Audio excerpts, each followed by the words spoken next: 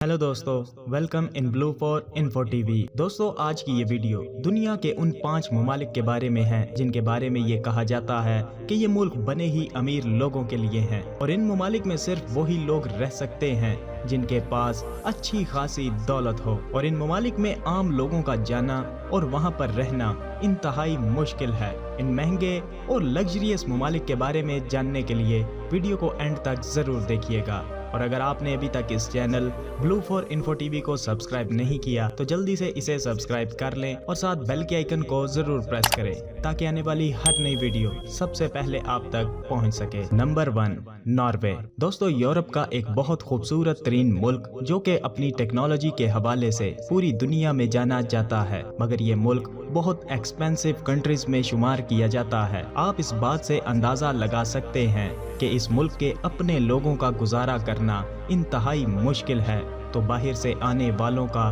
क्या हाल होता होगा। अगर आपके पास अच्छे खासे पैसे हैं तो ही आप नॉर्वे में सरवाइव कर सकते हैं, वरना आपके लिए बहुत मुश्किल हो जाएगा क्योंकि नॉर्वे की लाइफस्टाइल बहुत लग्जरी है। यहाँ पर अक्सरियत लोगों की तो अमीर है, मगर जिनके पास पैसा कम है इनके लिए बहुत सी मुश्किलात हैं। नॉर्वे में घरों से लेकर रोजमर्रा की तमाम अशिया इंतहाई महंगे दामों मिलती हैं। यहाँ के लोग गाड़ियों से ज्यादा साइकिल्स का इस्तेमाल करते हैं क्योंकि ये जानते हैं कि नॉर्वे में रहकर गाड़ी चलाना इनकी जेब पर कितना भारी साबित होता है। Number 2, Luxembourg. दोस्तों, इस मुल्क के बारे में तो सभी जानते हैं कि दुनिया का सबसे अमीर तरीन मुल्क है, मगर यहाँ की महंगाई आपके छक्के छुड़ा सकती है। जी हाँ, इस मुल्क में आपने जो भी कमाया है वो यहीं पर खर्च करना पड़ता है क्योंकि ये इस मुल्क का रूल है। इस अमीर तरीन मुल्क के पास आपको देने के लिए बहुत कुछ है, मगर ये आपसे बहुत कुछ ले भी लेता है।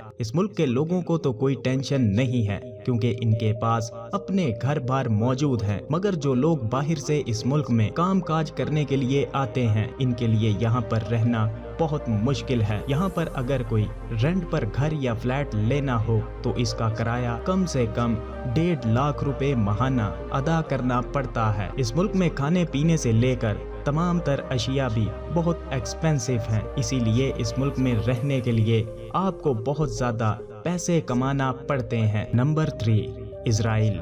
दोस्तों, इजराइल जैसे छोटे मुल्क का शुमार भी दुनिया के अमीर तरीन ममालिक में किया जाता है और इजराइल दुनिया के मुकाबले सबसे ज्यादा सैलरी देने वाला मुल्क है, मगर ये मुल्क भी रहने के लिए बहुत महंगा पड़ता है और यहाँ की महंगाई आपका धुआं निकाल देगी क्योंकि यहाँ की हुकूमत बहुत से टैक्सेस की मद में आपकी जेब से पैसा निकलवाना जानती है और इजराइल में सबसे महंगी चीज प्रॉपर्टी है और यहाँ पर घर खरीदना बहुत महंगा पड़ता है और रोजमर्रा की अशिया भी बहुत महंगे दामों मिलती हैं। एक रिपोर्ट के मुताबिक इजराइल जैसे मुल्क में एक महीना रहने के लिए आपके पास कम से कम 2.5 लाख रुपए होने चाहिए और इजराइल टूरिस्ट के हवाले से भी बहुत महंगा तरीन मुल्क है। Number 4, Singapore. दोस्तों, ये मुल्क जितना खूबसूरत है इतना ही अमीर भी और इतना ही महंगा तरीन भी। यहाँ की महंगाई आपकी रूह निकाल देगी। इस मुल्क को दुनिया का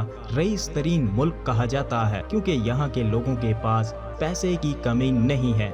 यहाँ पर सबके सब ही कमाते और नौकरियाँ करते हैं, मगर इस मुल्क में रहना इतना आसान नहीं है।